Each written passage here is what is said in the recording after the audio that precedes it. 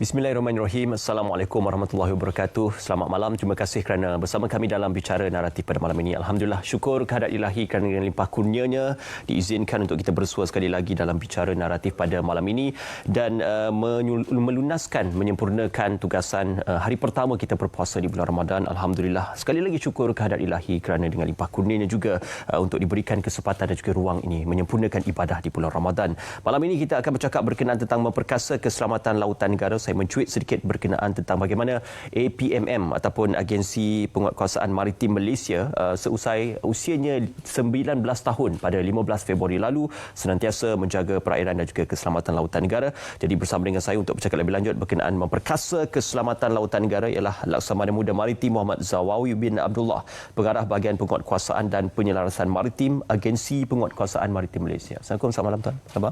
Waalaikumsalam. Selamat berpuasa. Tidak terlambat untuk saya mengucapkan. Alhamdulillah. Kita bersua pada malam ini untuk bercakap lebih lanjut. 19 tahun ya usia Agensi Penguatkuasaan Maritim Malaysia. Masuk tahun 2024 dan kita imbas kembali tuan ya. 2023 mungkin menyaksikan pelbagai cabaran dan juga pelbagai rangka kerja yang dilaksanakan oleh pihak APMM. Jadi dalam konteks untuk tahun 2023 sahaja, bagaimanakah kita menganalisis kembali sumbangan dan juga gerak kerja yang telah dilakukan oleh APMM dalam meningkatkan keselamatan perairan negara tuan? Okey, terima kasih. Alhamdulillah untuk sepanjang tahun 2023 bagi APMM telah berjaya dalam penugasan untuk menguatkuasakan undang-undang di perairan negara kita yang mana dengan penangkapan kes-kes jenayah rentas sempadan yang berprofil tinggi dan juga berkaitan dengan kes-kes penyeludupan yang mana seperti kita sedia maklum negara kita dikelilingi oleh pelbagai laut, ada Laut Cina Selatan, Selat Melaka, Laut Sulawesi, Laut Sulu. Itu adalah milik negara kita yang bersepadan dengan negara jiran kita di sebelah timur, utara dan juga di sebelah Sabah dan Sarawak. Yeah. Jadi sepanjang tempoh tahun 2023 ini kejayaan bagi pihak PMM adalah meliputi keberadaan aset-aset di perairan negara kita 24/7, 365 hari yang melakukan pengawasan, rondaan di dalam zon maritim Malaysia kita yang mana kita seperti APMM sedia maklum telah mengenal pasti beberapa kawasan ataupun yang menjadi tumpuan hotspot bagi aktiviti-aktiviti yang telah saya nyatakan tadi. Jadi bagi tempoh 2023 sebanyak kes penyeludupan yang berlaku yang melibatkan barangan terkawal adalah sebanyak 52 kes. Manakala bagi rokok dan juga minuman keras adalah sebanyak 20 kes. Penyeludupan migran sebanyak 214 kes dan juga pencerobohan bot nelayan asing terutamanya bot nelayan Vietnam di perairan Laut Cina Selatan adalah sebanyak 80 kes dan juga penyeludupan yang berprofil tinggi itu penyeludupan dadah sebanyak 9 kes. Jadi kejayaan yang telah dibuat oleh APMM sepanjang tempoh 2023 ini adalah menunjukkan bagaimana betapa seriusnya pihak APMM berusaha untuk melaksanakan tugas dan tanggungjawab yang telah diamanahkan bagi memastikan keselamatan perairan negara kita sentiasa terjaga dan terjamin.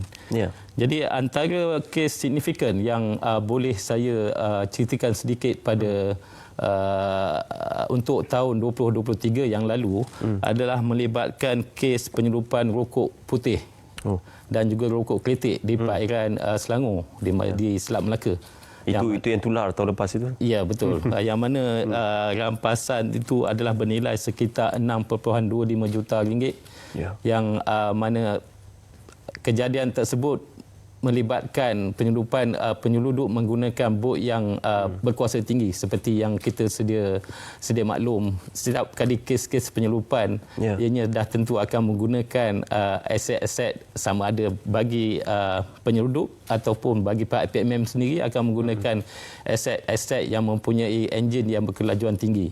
Dan untuk kejadian tersebut penyelundup menggunakan enjin sebanyak 6 buah enjin yang berkuasa kuda 250 Okey. Jadi 6 enjin. Alhamdulillah dalam kejadian tersebut bot ronda APMM telah berjaya menahan serta menangkap dan juga merampas merampas barangan rokok yang cuba diseruduk masuk ke dalam negara kita. Ya. Kita mengucapkan tahniah atas kejayaan yang telah pun dicapai atau ditunjukkan oleh pihak APMM dalam menjalankan tugas melalui operasi dan sebagainya. Tetapi sebelum kita bergerak jauh tuan ya, boleh untuk kita membawa gambaran penonton pada malam ini berkenaan apakah sebenarnya fungsi dan juga bidang tugas di APMM kalau kita banding bezakan dengan agensi penguatkuasaan ataupun agensi beruniform yang lain, dan difahamkan APMM dibahagikan mengikut kepada negeri masing-masing, penguatkuasaan di peringkat negeri. Kalau dulunya di peringkat zon, kini di peringkat negeri. Jadi bagaimana pengoperasian ini boleh direjuvenasi dan diperbarui melalui penguatkuasaan di peringkat negeri itu? Okey, pada sebelum 2017, APMM telah diorganisasikan ataupun telah di kawasan kita pengoperasian APMM ini dilakukan secara wilayah. Yang mana terdapat wilayah timur, wilayah selatan, wilayah utara, Sabah dan juga Sarawak. Namun selepas 2017, penstrukturan semula telah dilakukan yang mana melihat betapa seriusnya APMM perlu untuk menjaga keselamatan perairan negara kita. Yang mana ianya telah mengubah pengoperasian APMM di setiap negeri. Dan di setiap negeri pula terdapat zon-zon yang akan melakukan pengawasan pemantauan keselamatan di perairan yang telah ditetapkan di negeri-negeri tersebut. Saya ambil contoh semacam seperti di maritim negeri Perak yang mempunyai zon Kuala Kurau. Yang mana maritim negeri Perak akan melakukan pemantauan serta mengatur gerak aset di perairan negeri Perak bagi memastikan kejadian jenayah rentas sempadan tidak berlaku ataupun pencerobohan bot nelayan asing tidak berlaku. Begitu juga macam negeri Kedah dan Perlis yang mana mempunyai 2 zon yang berasingan, iaitu satu zon maritim Kuala Perlis dan satu lagi adalah zon maritim Kuala Kedah. Yang mana setiap zon tu adalah bertugas ataupun mempunyai aset-aset yang ditempatkan di zon-zon tersebut. Jadi ianya memudahkan untuk pihak zon untuk melakukan atur gerak aset sekiranya berlaku sebarang kejadian, sama ada kejadian kecemasan di laut ataupun kejadian yang berkaitan dengan penguatkuasaan itu sendiri. Jadi apa yang telah dilakukan selepas 2017 memastikan perairan negara kita lebih selamat dan terjamin dengan menempatkan aset-aset di seluruh negara kita termasuk di Sabah Sarawak adalah satu tugasan yang amat berat dan sentiasa diambil serius oleh APMM itu sendiri. Ya, tugasan yang amat berat ya. Saya ambil daripada quotation ataupun kata-kata tuan sendiri. Dengan kekuatan difahamkan sehingga 5,000 anggota sehingga setakat ini menjaga perairan yang luas ya di timur dan juga di utara tanah air. Jadi perkara ini membawa suatu gambaran cabaran yang terpaksa dilalui oleh APMM. Setelah 19 tahun penubuhannya, momentum-momentum kejayaan-kejayaan yang lalu, mungkin ini masa yang terbaik untuk kita mengulang kembali, menceritakan kembali dan membawa kembali gambaran kejayaan momentum yang pernah diterjemahkan oleh pihak APMM, tuan. Okey, kejayaan-kejayaan yang lalu seperti yang kita sedia maklum, pada sebelum tahun 2005, Selat Melaka merupakan satu selat yang amat sibuk, salah satu selat yang amat sibuk dalam dunia yang menghubungkan laluan perdagangan timur dan barat, pernah dikategorikan ataupun sebagai satu laluan yang berbahaya. Yang mana pada ketika itu terdapat banyak kejadian rompakan di laut yang berlaku di perairan Selat Melaka. Jadi ianya disenaraikan sebagai zon risiko perang oleh Lloyd's pada tahun 2005. Dan pada selepas pengoperasian APMM pada tahun 2005 juga, itu pada 30 November 2005, ianya telah menyumbang satu impak yang amat ketara. Terutamanya kita lihat di perairan Selat Melaka, yang mana penurunan kejadian rompakan di Selat Melaka adalah amat ketara. Itu ianya termasuk juga di perairan Selat Singapura dan juga Selat Melaka pada selepas penubuhan APMM ni ataupun pelancaran operasi oleh APMM ni telah menunjukkan satu penurunan yang amat ketara berkaitan dengan kejadian rompakan di laut ini. Jadi sekiranya kita lihat pada sebelum penubuhan APMM pada 15 Februari 2005, kes-kes rompakan kapal dagang khususnya di laluan Selat Melaka, yang mana kita tahu laluan Selat Melaka ini adalah satu laluan yang sibuk, yang banyak kapal, dan juga bersebelahan antara dua negara, Indonesia dan juga negara kita Malaysia, yang mana ianya memberi peluang dan ruang kepada perompak-perompak untuk menjalankan aktiviti mereka di perairan tersebut.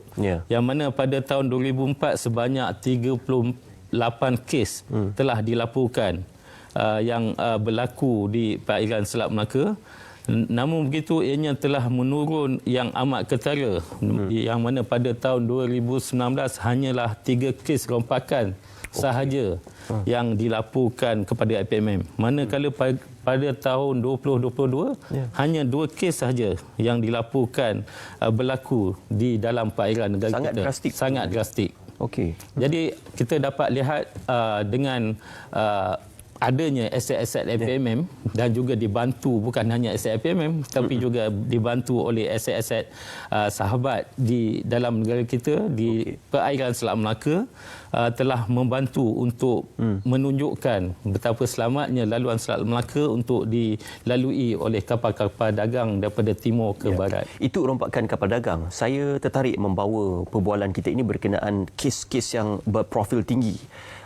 Pada tahun 2017, rompakan kapal tanker ini membawa perhatian dunia kepada isu rompakan tersebut. Apa yang boleh digambarkan di sebalik kejadian dan kes serta operasi yang berlaku di sebalik itu, Tuan? Tuan. Berkaitan dengan rompakan pada 27 Jun 2017 yang mana melibatkan sebuah kapal tanker yang membawa muatan sebanyak 3.9 juta liter minyak diesel, yang mana 1.5 juta minyak diesel telah dirompak semasa kejadian tersebut. Jadi pada kejadian itu kapal ini yang mempunyai seramai 17 warga Thailand yang dalam pelayaran menuju ke Songkhla, dan ianya telah dirompak oleh sekumpulan perompak yang bersenjatakan 2 kali shotgun dan juga senjata tajam dipercayai pisau yang melakukan rompakan. Walau bagaimanapun, alhamdulillah kesemua 17 kru tersebut telah berjaya diselamatkan hasil tindak balas yang cepat, pantas oleh aset-aset APMM yang berada di perairan tersebut, yang menerima laporan berkaitan kejadian serta menghantar aset yang berkelajuan tinggi dan juga anggota pasukan tindakan khas kita ke kapal tanker tersebut. Bukan saja isu hijack tapi rompakan bersenjata ini juga membimbangkan tetapi berjaya ditangani dengan cemerlang oleh pihak APMM. Tuan, kita nak berehat seketika dan kita akan kembali selepas ini dalam Bicara Naratif membawa gambaran memperkasa keselamatan lautan negara.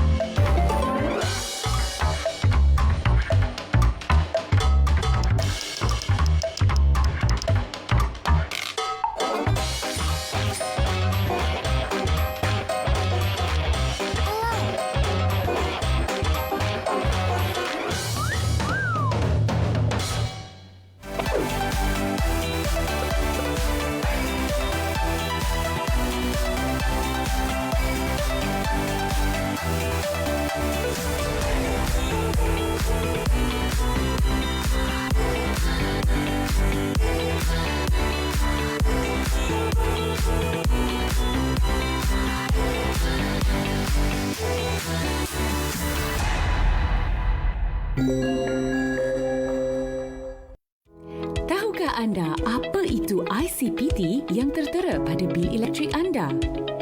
ICPT ialah Imbalance Cost Pass-Through atau pelepasan kos tidak berimbang. Dengan adanya ICPT ini, ia membolehkan kos bahan api sebenar dan kos penjanaan lain diselaraskan setiap 6 bulan berdasarkan turun naik harga bahan api dunia. Apa impak ICPT pada kita? Jika terdapat penjimatan dalam kos bahan api, kita akan diberikan ribat ICPT iaitu pengurangan terhadap kadar tarif yang dibayar. Sebaliknya, sekiranya terdapat kenaikan kos bahan api, surcharge akan dikenakan iaitu penambahan terhadap tarif elektrik. Bagaimana kita boleh mengurangkan bil elektrik? Mudah, amalkan penggunaan yang cekap dan berkhemah. Ia bermula dari rumah kita.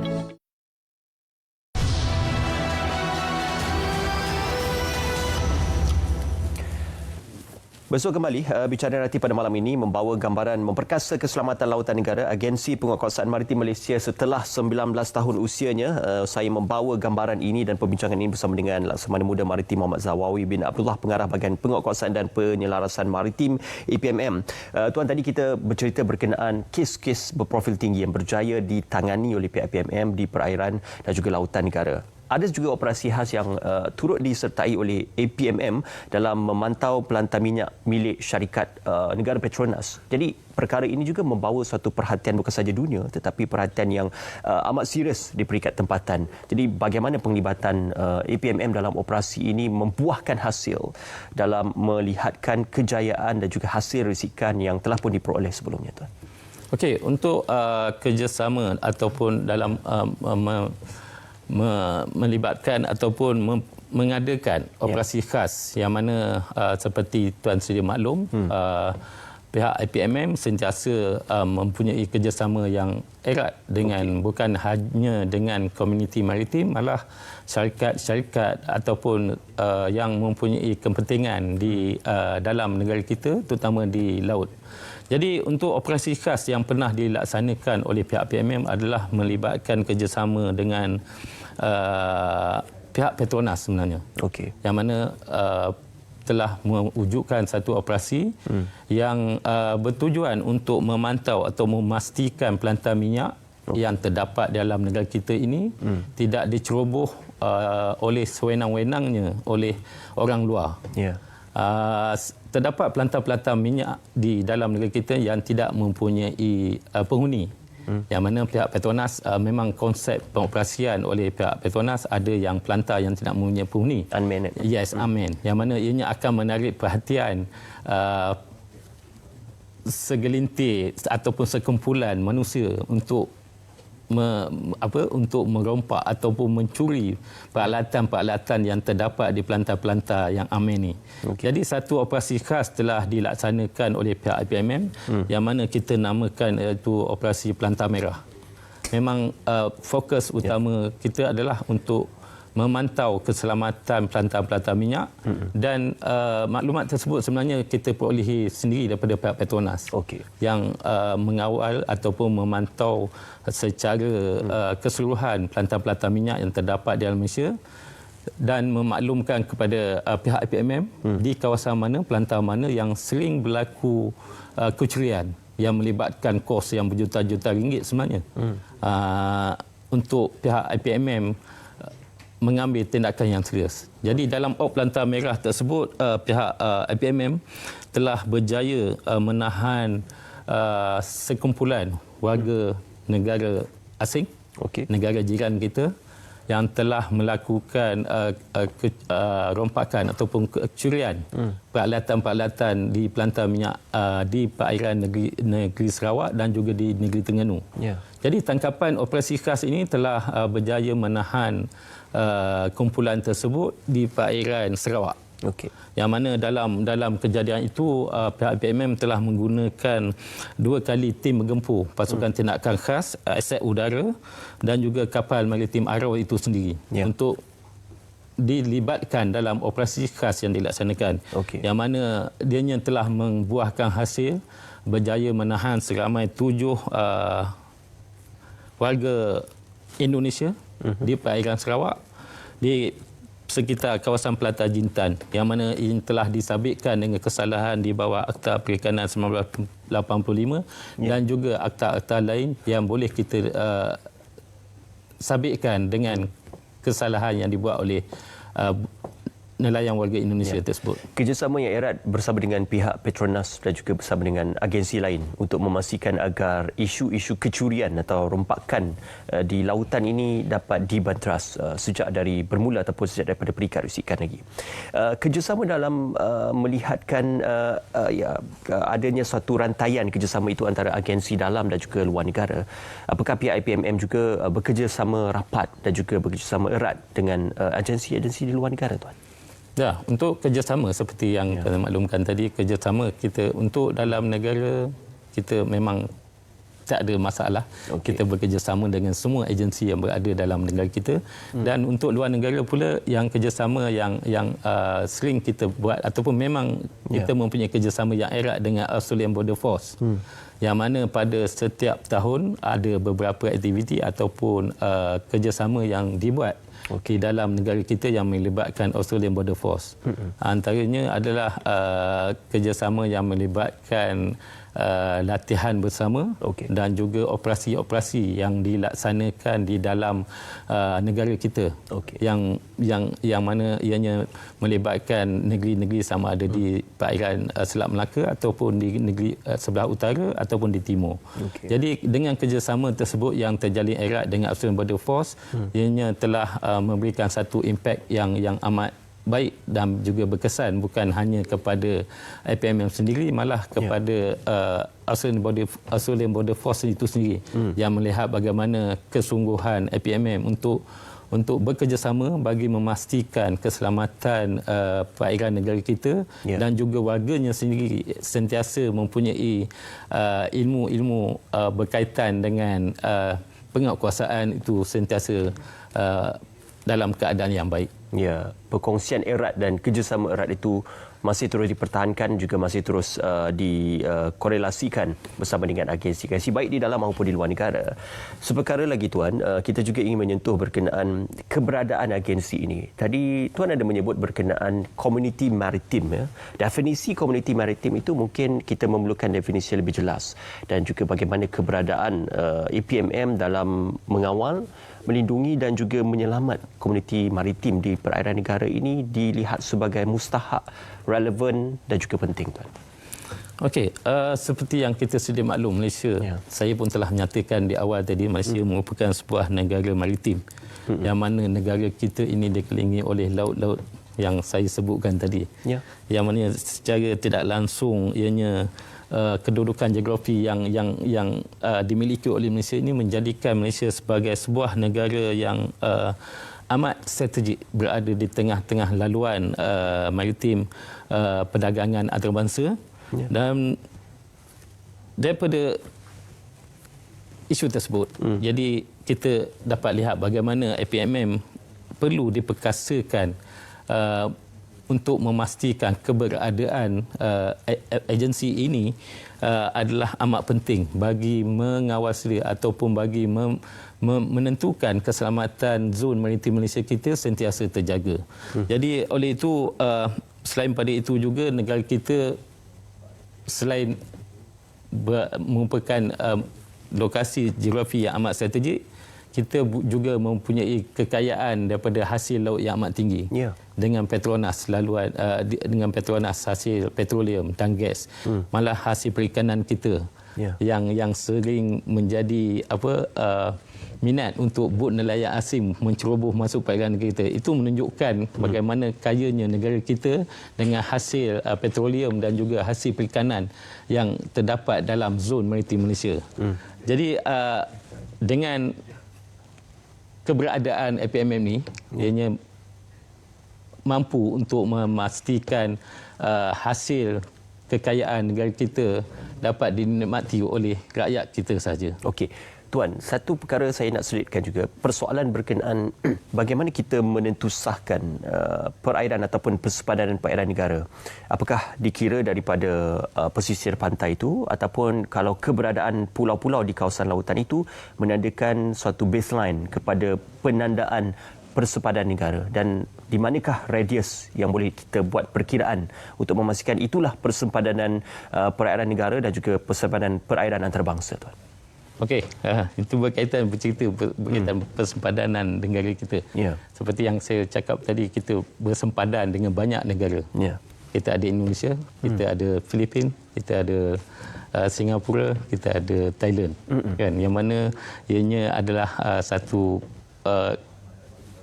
kelompok ataupun satu kawasan yang mempunyai, setiap penjuru kita, perairan kita mempunyai negara-negara jiran. Yeah.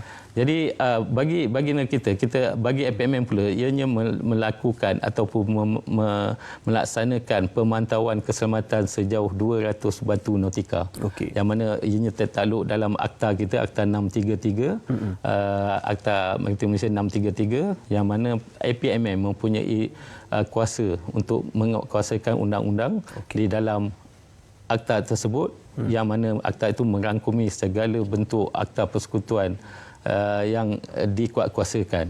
Okay. Jadi 200 batu adalah merupakan bidang tugas ataupun bidang kuasa yang mana merupakan zon maritim Malaysia yang perlu dibuat oleh dilaksanakan oleh FPMM untuk melaksanakan tugas dan tanggungjawab yang telah diamanahkan. Ya, jadi APMM mempunyai bidang kuasa untuk menyoal, menyiasat, menahan kepada sebarang bentuk unannounced atau illegal activities di kawasan perairan negara. Ini cabarannya, Tuan, kerana tadi disebutkan bukan saja 200 batu nautika, persepadanan perairan negara dan juga persepadanan perairan negara lain ataupun persepadanan perairan antarabangsa. Tetapi cabaran-cabaran ini adalah meliputi kawasan wilayah yang luas. Bukan saja perairan dan juga lautan yang luas dan juga radius yang luas. Jadi bagaimana APMM mengekalkan prestasi dan juga mengekalkan momentum untuk memastikan agar menjaga persepadanan perairan lautan negara ini dapat ditangani dengan sebaiknya? Okey, seperti yang Tuan Seri maklum, kita mempunyai satu kawasan perairan yang amat luas, yang mana tugas pemantauan atau penugasan aset-aset itu menjadi satu perkara yang rumit. Walau bagaimanapun, dengan teknologi yang ada pada ketika ini dan juga sumber manusia yang mencukupi, kita APMM yakin kita akan mampu untuk melaksanakan tugas-tugas tersebut dengan lebih lancar dan juga lebih efektif. Dan daripada segi ancaman pula, bukan hanya ancaman yang kita dapat lihat secara jelas, malah ancaman asimetri yang mana ianya datang daripada pihak yang kita sendiri pun tidak tahu, ataupun kumpulan-kumpulan yang kecil, yang ancaman yang akan menjadikan satu cabaran. Kerana ancaman seperti ini ianya lebih sukar untuk dikawal ataupun dikesan dengan bantuan aset ataupun teknologi yang kita ada. Bagi menghadapi ataupun ancaman tersebut, kerjasama dengan negara-negara luar ataupun kerjasama antarabangsa yang lebih erat adalah amat penting untuk APMM terus laksanakan pada masa kini dan selamanya, untuk memastikan sebarang insiden ataupun kejadian-kejadian berlaku, kita mempunyai hubungan yang erat dan juga akrab dengan negara, terutamanya dengan negara-negara jiran kita. Okey, itu satu perkara yang menarik. Kita akan cambahkan perbincangan kita, Tuan, khususnya berkenaan zon maritim Malaysia dan juga isu-isu aset yang banyak dibincangkan di pihak masyarakat. Jadi semuanya seketika nanti dalam Bicara Naratif.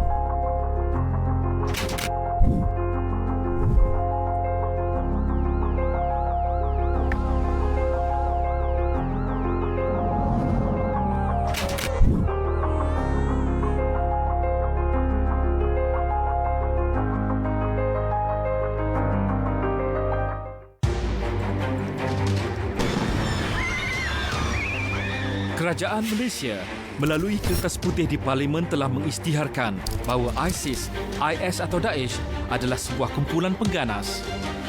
Kumpulan pengganas ini menerbitkan pelbagai jenis produk propaganda berbentuk risalah, video, cakra padat, baju, majalah, bendera dan poster bagi tujuan menyebarkan ideologi mereka.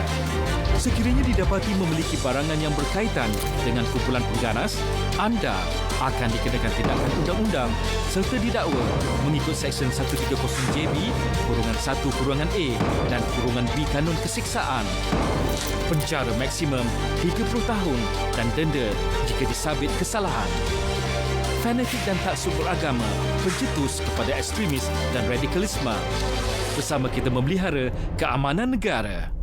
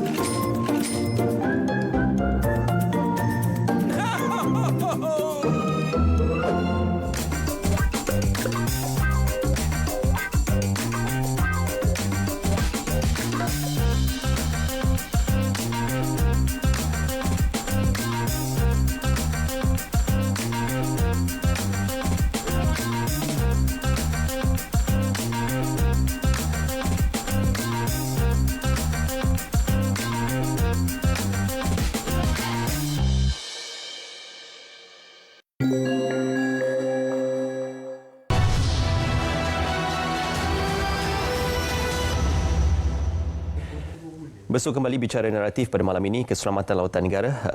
Tuan Muhammad Zawawi, tadi kita bercerita berkenaan cabaran yang dihadapi dan seperkaranya adalah berkenaan tentang zon maritim Malaysia dan juga kita terdengar keluhan ataupun perbahasan berkenaan isu kekurangan aset di pihak agensi dalam menguatkuasakan undang-undang dan juga memastikan kedaulatan undang-undang di zon maritim Malaysia. Jadi apa yang boleh diperjelaskan berkenaan isu aset ini, Tuan?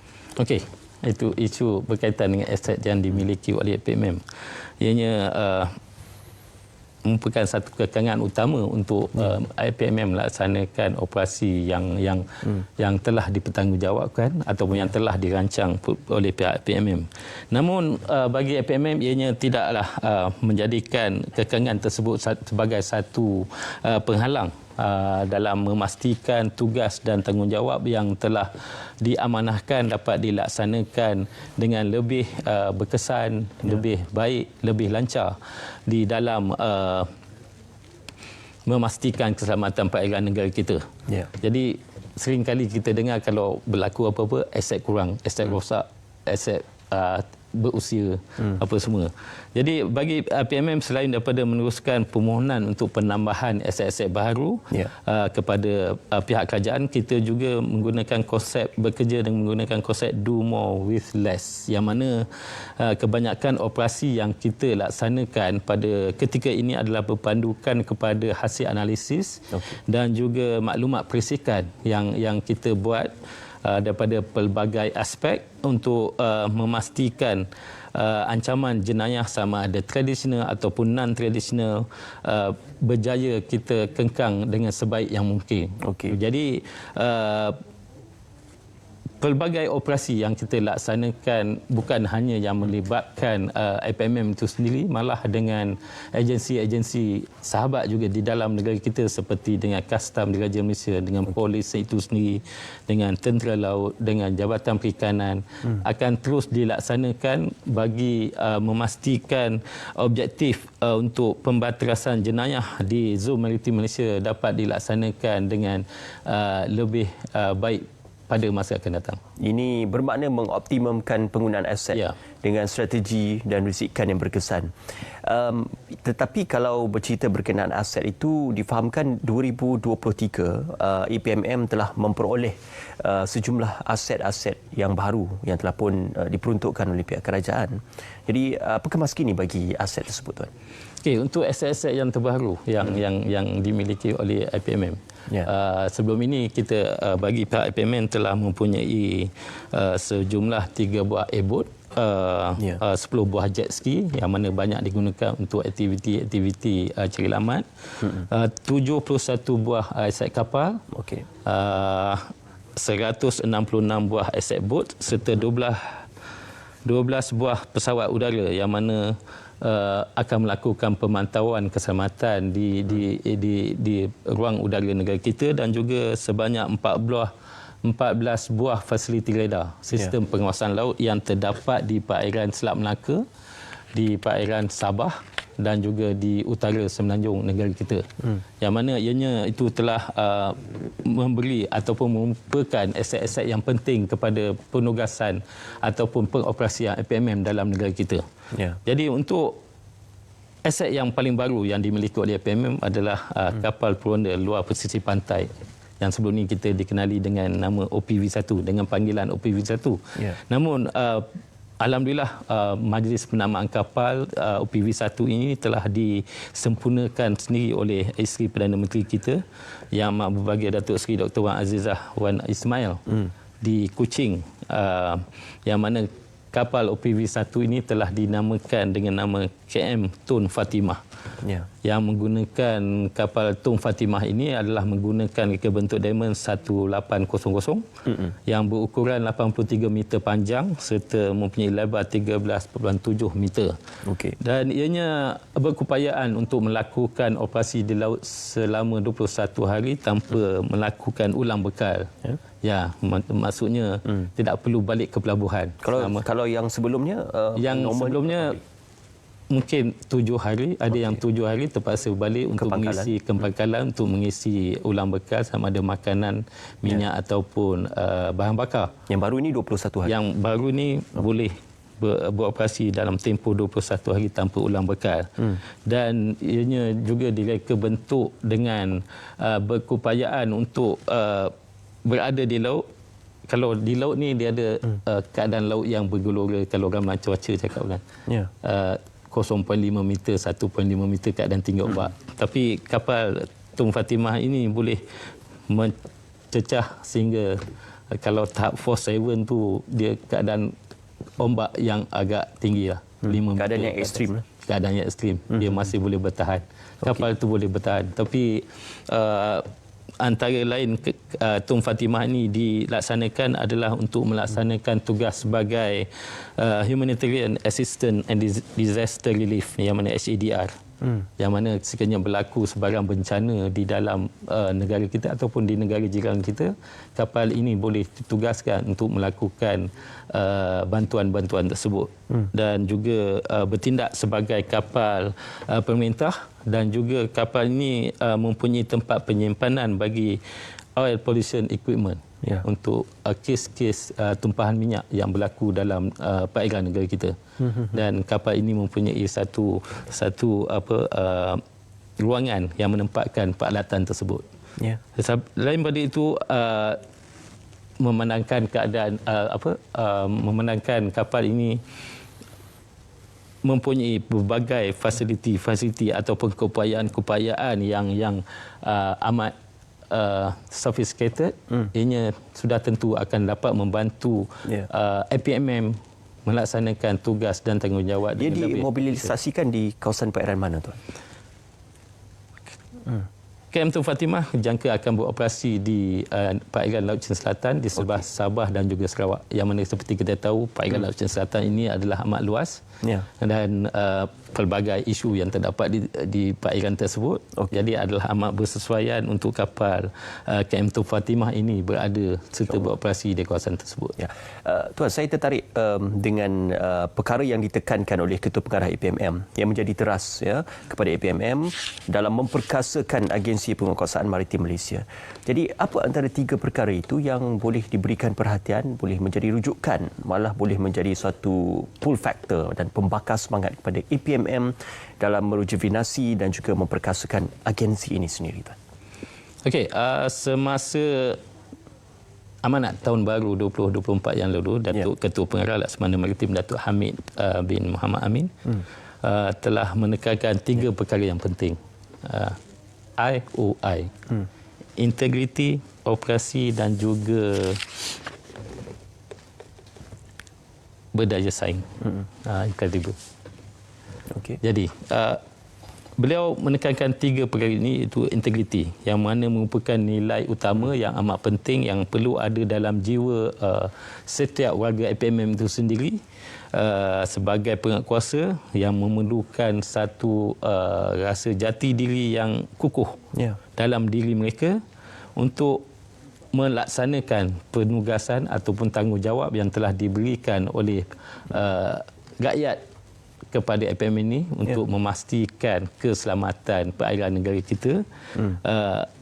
Memerlukan individu ataupun warga IPMM yang mempunyai nilai integriti yang tinggi, yang amat tinggi sebenarnya, untuk mengelakkan daripada berlakunya ketirisan maklumat ataupun kejadian-kejadian yang melibatkan kerosakan kepada agensi itu sendiri. Jadi integriti pada diri atau warga IPMM itu adalah amat penting. Perkara yang kedua yang dititik beratkan oleh Ketua Pengarah, Datuk Ketua Pengarah IPMM itu sendiri adalah berkaitan dengan memperkasakan operasi bagi pihak IPMM. Yang mana pemekasaan operasi IPMM ni boleh dipertingkatkan oleh ataupun boleh diperkasakan melalui keupayaan logistik yang cekap. Yang mana logistiknya akan memberi support untuk setiap operasi yang dilakukan oleh pihak IPMM. Juga peningkatan pengetahuan dan juga pengalaman serta skill warga IPMM itu sendiri. Yang mana setiap warga IPMM perlu mempertingkatkan pengetahuan serta menambahkan pengalaman dan juga skill dalam setiap bidang yang mereka lakukan untuk memastikan tugasan yang diamanahkan itu berjaya dilaksanakan dengan lebih baik dan juga memenuhi ataupun mencapai objektif yang telah ditetapkan dalam setiap operasi. Bagi peningkatan kemahiran pula kita dalam bidang siasatan dan juga perisikan, yang mana ianya merupakan satu perkara yang amat penting untuk memastikan setiap penugasan yang kita laksanakan itu membuahkan hasil yang amat baik, yang boleh memberi semangat kepada warga IPMM itu sendiri untuk terus melakukan penugasan dengan lebih baik.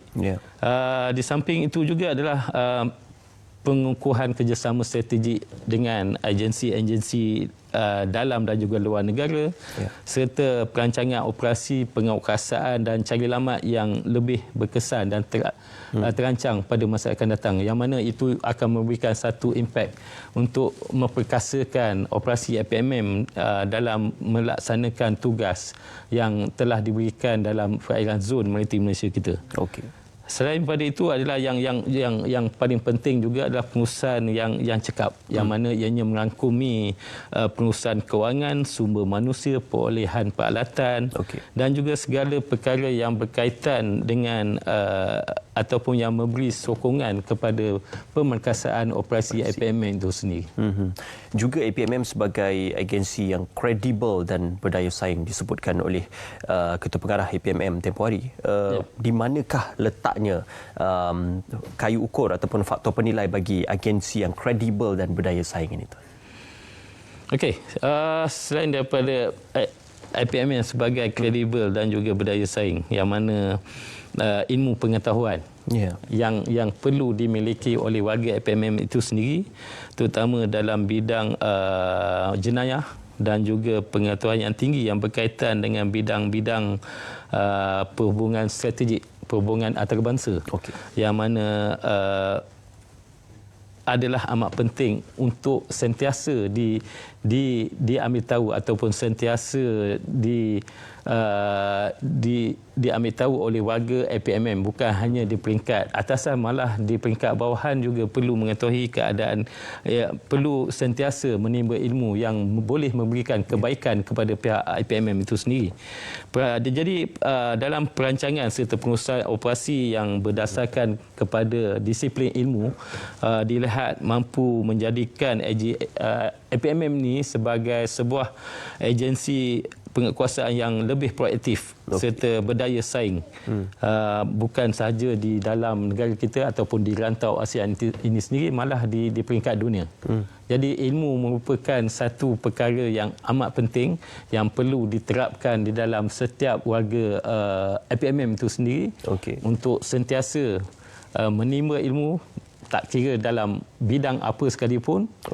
Yang lagi baik adalah berkaitan dengan tugasan ataupun tanggungjawab yang diberikan kepada agensi ini sendiri untuk melindung, mengawal dan juga menyelamat. Yang boleh menjadi nilai tambah. Kepada IPMM itu. Ilmu, kemahiran dan integriti dibawa untuk memacu IPMM menjadi agensi yang lebih baik di kemudian hari.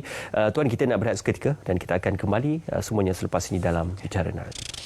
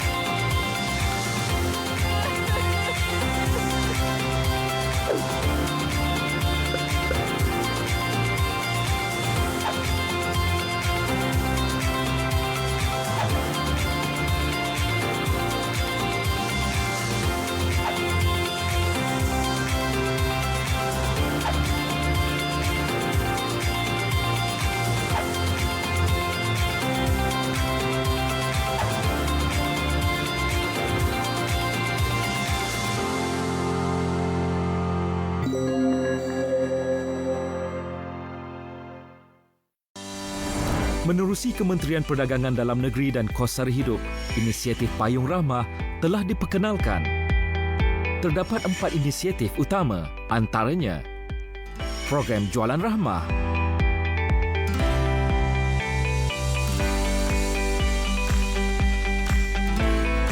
Program Menu Rahmah,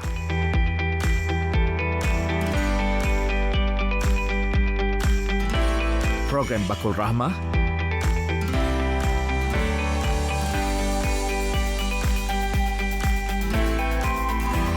dan Menu Siswa Rahmah.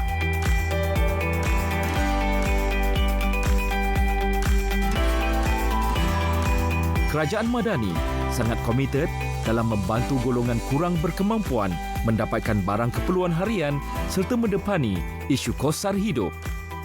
Payung Rahmah akan terus diperkasa.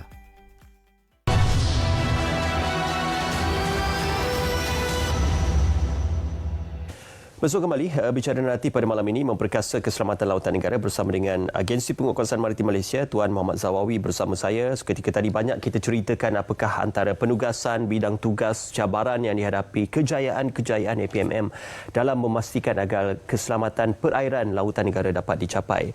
Bila menyebut berkenaan kesiapsiagaan aset, tadi pada teras kedua itu, Tuan ada menyebut berkenaan tentang memperkasakan operasi. Dalam penambahan aset yang diterima pada tahun lalu saja, apakah ia boleh memberi nilai tambah dan bagaimana nilai tambah itu diterjemahkan dalam menjaga perairan negara, Tuan? Okey, aset yang bakal ditambah oleh pihak kerajaan merupakan usaha yang telah kerajaan laksanakan bagi memastikan keselamatan sepadan dan juga perairan negara kita dapat dipertingkatkan keselamatan di kawasan-kawasan tersebut. Jadi dengan penambahan aset yang bersesuaian, ianya akan mempertingkatkan lagi kecekapan serta keberkesanan, terutama di laluan-laluan yang menjadi laluan utama kemasukan setiap aktiviti yang berlaku di perairan negara kita. Dan pengumuman yang telah buat oleh pihak kerajaan adalah amat tepat pada masanya. Kerana aset seperti bot IPMM dan juga kapal IPMM adalah yang telah berusia, yang mana ianya sukar untuk diselenggarakan, meskipun boleh diselenggarakan tapi akan memakan belanja yang amat tinggi. Dan perolehan aset baru itu adalah merupakan satu perkara yang amat dialu-alukan oleh pihak IPMM sendiri, yang mana ianya akan memastikan peroperasian IPMM dapat berjalan dengan lancar seperti yang kita rancang pada setiap masa. Jadi adalah amat penting untuk penambahan aset yang kita terima ini akan dapat memastikan tugas dan tanggungjawab warga IPMM dan juga IPMM itu sendiri dapat dilaksanakan dengan baik. Ya, dengan kerjasama yang erat itu daripada pihak yang berwajib untuk memastikan aset IPMM diperkemas dan juga ditambah baik, ditambah bilangannya juga akan berjaya membuka ruang untuk suatu potensi dan juga pengoperasian yang lebih baik bagi pihak IPMM. Bagi anggota pula 5,000 difahamkan sehingga setakat ini, memperkasakan anggota di pihak IPMM, apa yang sedang dan akan dilakukan dalam memastikan kesiapsiagaan anggota menghadapi segala apa jua bentuk operasi dan cabaran yang bakal dihadapi oleh IPMM tu. Okey, untuk anggota pula, selain kita dibekalkan dengan aset-aset yang baru, yang akan memberi memudahkan anggota itu sendiri untuk melaksanakan tugas. Jadi bagi anggota pula, kita akan sentiasa memberikan ilmu, memberikan latihan, memberikan setiap perkara yang akan memberikan kebaikan kepada individu IPMM itu sendiri dalam melaksanakan tugas.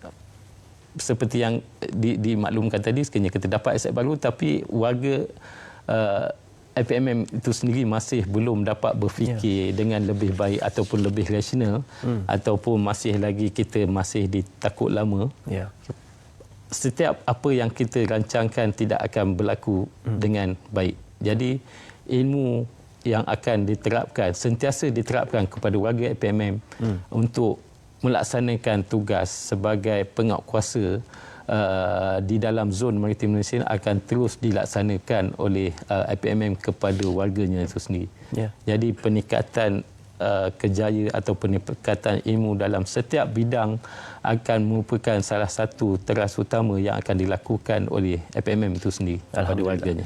Sementara 19 tahun usianya, hampir 2 dekad usia IPMM, difahamkan tadi daripada 2005 sementara kes 38 rompakan kapal dagang di lautan keselamatan dilaporkan sehingga kepada 2 kes dilaporkan. Jadi ini menggambarkan perubahan yang drastik dengan kewujudan IPMM. Jadi besar harapan pihak tuan dan juga IPMM dalam melihat agensi ini perlu terus diperkasa, dibantu dan juga disokong supaya IPMM akan terus menjadi institusi yang relevan dan penting dalam memperkasa keselamatan lautan dan juga perairan negara, tuan. Okey, bagi IPMM yang telah diamanahkan untuk menjaga keselamatan di dalam zon maritim Malaysia kita, sentiasa akan memberikan segala yang terbaik kepada rakyat Malaysia dalam menjaga keselamatan di perairan negara kita. Dan juga saya, maknanya IPMM itu sendiri menyeru kepada seluruh rakyat Malaysia, khususnya komuniti maritim dalam negara kita, untuk bersama-sama IPMM dalam menjaga keselamatan perairan negara kita dengan menyalurkan sebarang maklumat kejadian salah laku yang berlaku dalam perairan negara kita kepada IPMM itu sendiri bagi memastikan keselamatan perairan negara kita sentiasa di dalam keadaan yang baik. Ianya akan memudahkan lagi sebenarnya kepada komuniti maritim itu untuk melaksanakan aktiviti-aktiviti yang boleh dibuat bila kawasan perairan kita ini selamat. Jadi pelbagai aktiviti yang boleh menyumbang kepada ekonomi negara boleh dilaksanakan. Disebabkan kita menyedari sensitiviti di kawasan perairan dan juga lautan, bagaimanakah IPMM menerjemahkan tindakan yang berdiplomasi dalam memastikan sebarang tindakan itu tidak akan mencetuskan perkara-perkara yang lebih besar ataupun akan memastikan ia diatasi dengan efisien, diplomasi dan juga baik dalam menjaga nama baik negara di akhirnya nanti, tuan? Okey, sekiranya memandangkan negara kita ini bersempadan dengan pelbagai negara, sikap diplomasi yang tinggi sering ditunjukkan oleh bukan saja oleh PMM, malah negara kita sendiri, kerajaan kita sendiri telah menunjukkan satu sikap diplomasi negara-negara jiran kita yang berada sekiranya berlaku sebarang insiden-insiden yang boleh menaikkan rasa tidak puas hati di kalangan sama ada rakyat kita sendiri ataupun rakyat negara asing tersebut, cuba dilakukan dengan sebaik yang mungkin bagi menjaga nama, bukan hanya nama IPMN sendiri, malah negara kita juga. Jadi setiap kejadian ataupun insiden-insiden yang berlaku yang boleh menyebabkan ketegangan antara negara-negara yang terlibat seringkali menjadi satu perkara yang dititik beratkan dalam menyelesaikan masalah tersebut. Jadi diplomasi dengan negara-negara jiran kita adalah amat penting yang perlu kita laksanakan pada setiap masa. Ya. Baik, terima kasih atas khidmat bakti yang telah pun disumbangkan oleh pihak APMM, dan juga terima kasih sekali lagi Tuan kerana bersama dengan kami dalam Bicara Naratif pada malam ini, memperkasa keselamatan lautan negara. Sementara 19 tahun usianya, APMM terus relevan dan terus saja menjaga dan juga memastikan agar keselamatan lautan negara akan dapat diperbarui dari semasa ke semasa. Terima kasih kepada Laksamana Muda Maritim Muhammad Zawar bin Abdullah, Pengarah Bahagian Penguatkuasaan dan Penyelesaian Maritim, Agensi Penguatkuasaan Maritim Malaysia. Terima kasih Agensi Penguatkuasaan Maritim Malaysia bersama kami pada malam ini, insyaAllah. Terima kasih Tuan. Terima kasih kepada anda kerana menonton kami dalam Bicara Nanti pada malam ini. Selamat berpuasa dan juga selamat menunaikan ibadah di bulan Ramadan. InsyaAllah kita akan bersua kembali. Dengan itu, Assalamualaikum. Salam Malaysia. Waalaikumsalam.